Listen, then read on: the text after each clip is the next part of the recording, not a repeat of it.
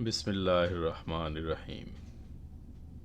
روزوں کی اہمیت و فرضیت و فضائل رمضان، انتخاب از خطبہ جمعہ حضرت خلیفۃ المسیح الخامس اید اللہ تعالیٰ بنصر العزیز، فرمودہ 5 ستمبر 2008۔ جب اللہ تعالیٰ کی رضا حاصل کرنے کے لیے روزے کو اپنی ڈھال بناؤ گے تو خدا تعالیٰ خود تمہاری ڈھال بن جائے گا، اور نہ صرف بڑے بڑے گناہوں سے بچائے گا بلکہ ہر قسم کے چھوٹے گناہوں سے اور چھوٹی پریشانیوں سے بھی بچائے گا۔ ہر شر سے بھی بچو گے اور نیکیاں کرنے کی توفیق بھی پاؤ گے، لیکن شرط یہ ہے کہ اپنے آپ کو ان تمام شرائط کا بھی پابند رکھو جو روزے کے ساتھ وابستہ ہیں۔ اس کے بارے میں یہ حکم ہے کہ جب تم روزہ رکھو تو تمہارے کان، آنکھ، زبان، ہاتھ اور ہر عضو بھی روزہ رکھے۔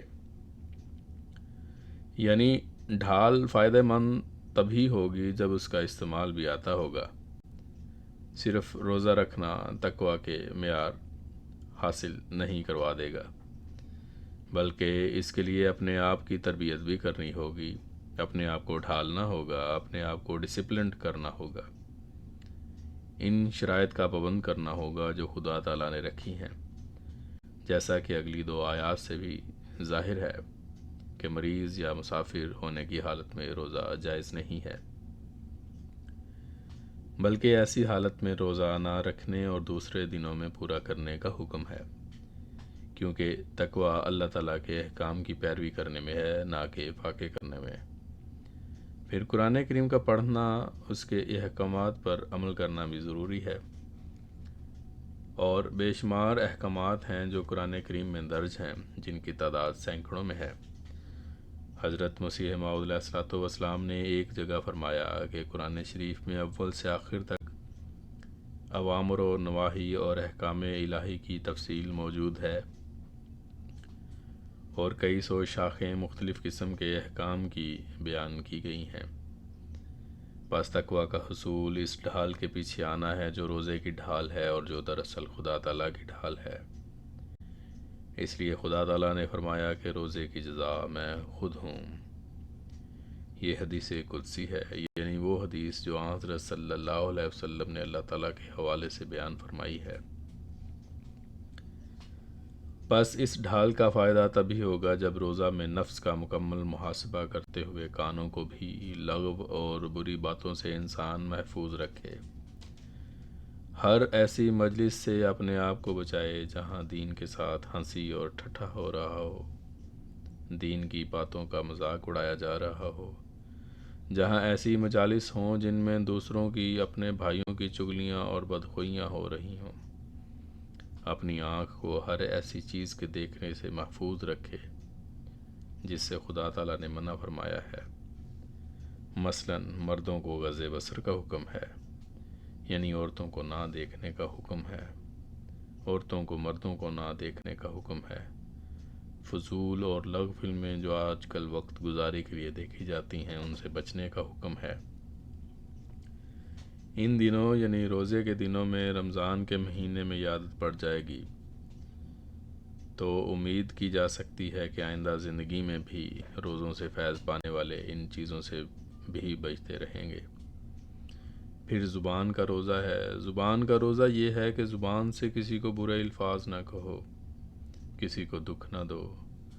تبھی تو دوسری جگہ ایک حدیث میں یہ حکم بھی ہے کہ اگر تمہیں روزے کی حالت میں کوئی برا بھلا کہے یا سخت الفاظ سے مخاطب ہو یا لڑائی کرنے کی کوشش کرے تو انی صائمٌ کہہ کے چپ ہو جاؤ اور جواب نہ دو۔ بخاری کتاب الصوم۔ یعنی میں تو روزے دار ہوں، تم جو بھی کہو، میں تو کیونکہ اس تربیتی کورس سے گزر رہا ہوں جہاں ہر عضو کا روزہ ہے، اور میں تمہیں جواب دے کر اپنا روزہ مکروہ نہیں کرنا چاہتا۔ اسی طرح ہاتھ کا روزہ ہے، کوئی غلط کام ہاتھ سے نہ کرو۔ تقویٰ تو یہ ہے کہ کسی دوسرے کے لیے بھی کوئی ایسا کام نہ کرو جس سے خدا تعالیٰ نے منع فرمایا ہو یا غلط کام ہو یا اللہ تعالیٰ کے رسول نے صلی اللہ علیہ وسلم نے غلط کہا ہو۔ اب اگر کوئی سور نہ بھی کھاتا ہو لیکن دوسرے کو کھلاتا ہو تو یہ نافرمانی ہے اور غلط کام ہے۔ شراب نہیں بھی پیتا لیکن دوسرے کو پلاتا ہے تو یہ بھی گناہ ہے۔ حضرت صلی اللہ علیہ وسلم نے تو پلانے والے پر بھی لعنت بھیجی ہے۔ بس روزہ ڈھال اس وقت بنے گا، اللہ تعالیٰ کا تقوی اختیار کرنے والا انسان اس وقت ہوگا جب ان پابندیوں کو بھی اپنے اوپر لاگو کرے گا جو خدا تعالیٰ نے ایک مومن پر روزہ کی حالت میں لگائی ہیں۔ وہ ٹریننگ حاصل کرے گا جس کی وجہ سے ڈھال کا صحیح استعمال آئے گا، ورنہ روزہ رکھنا تو کوئی فائدہ نہیں دیتا۔ یہ تو خود کو بھی دھوکہ دینے والی بات ہوگی اور خدا تعالیٰ کو بھی۔ حضرت صلی اللہ علیہ وسلم نے فرمایا کہ اگر تمام لوازمات کے ساتھ روزہ نہیں رکھا جاتا، تمام ان پابندیوں کا خیال نہیں رکھا جاتا جن کے کرنے کا اللہ تعالیٰ نے حکم فرمایا ہے، اور تمام ان باتوں کو نہیں کیا جاتا جن کے کرنے کا اللہ تعالیٰ نے حکم فرمایا ہے، تو تمہارے بھوکا رہنے کی خدا تعالیٰ کو کوئی ضرورت نہیں ہے۔ بخاری کتاب الصوم۔ بس ہم نے ان دنوں میں یہ ٹریننگ لینی ہے کہ اپنے آپ کو ان پابندیوں میں جکڑنا ہے، اس لیے تاکہ خدا تعالیٰ پھر ہمیں تمام اوامر و نواہی کو سامنے رکھتے ہوئے اپنی زندگیاں گزارنے کی توفیق عطا فرمائے، تاکہ ہمارے ان اعمال سے وہ راضی ہو جن کے کرنے کا اس نے حکم دیا ہے، اور وہ ہمیشہ ہماری ڈھال بن کر رہے، اور جس طرح دشمن کے ہر حملے سے اپنے خاص بندوں کو محفوظ رکھتا ہے ہمیں بھی بچائے۔ بس اللہ تعالیٰ نے یہ مہینہ جو رمضان کا مہینہ ہے، جو روزہ رکھنے کے دن ہے، ہمیں اس طرف توجہ دلائی کہ ان دنوں میں میری خاطر، میری رضا کے حصول کی خاطر صرف ناجائز چیزوں سے ہی نہیں بچنا، بلکہ کان، آنکھ، زبان، ہاتھ کو تو ایک خاص کوشش سے معمولی سے بھی ناجائز کام سے بچا کر رکھنا ہے۔ اس کو محفوظ رکھنے کے لیے ایک مجاہدہ تو کرنا ہی ہے، لیکن جائز چیزوں سے بھی بچنا ہے، ایک ایسا جہاد کرنا ہے جس سے تمہارے اندر صبر اور برداشت پیدا ہو اور ڈسپلن پیدا ہو۔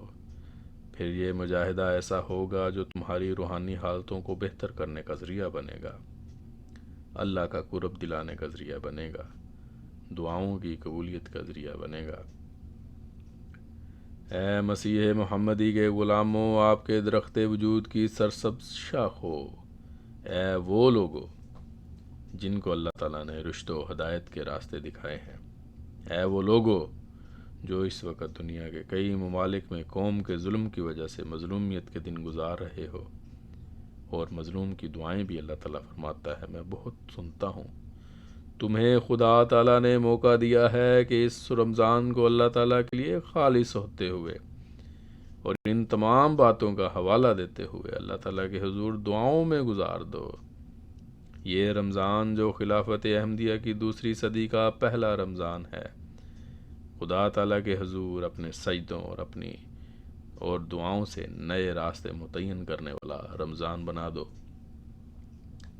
اپنی زندگیوں میں پاک تبدیلیاں پیدا کرنے والا رمضان بنا دو، اپنی آنکھ کے پانی سے وہ طغیانیاں پیدا کرو جو دشمن کو اپنے تمام حربوں سمیت خس و خاشاک کی طرح بہا کر لے جائیں۔ اپنی دعاؤں میں وہ ارتعاش پیدا کرو جو خدا تعالیٰ کی محبت کو جذب کرتی چلی جائے، کیونکہ مسیح محمدی کی کامیابی کا راز صرف اور صرف دعاؤں میں ہے۔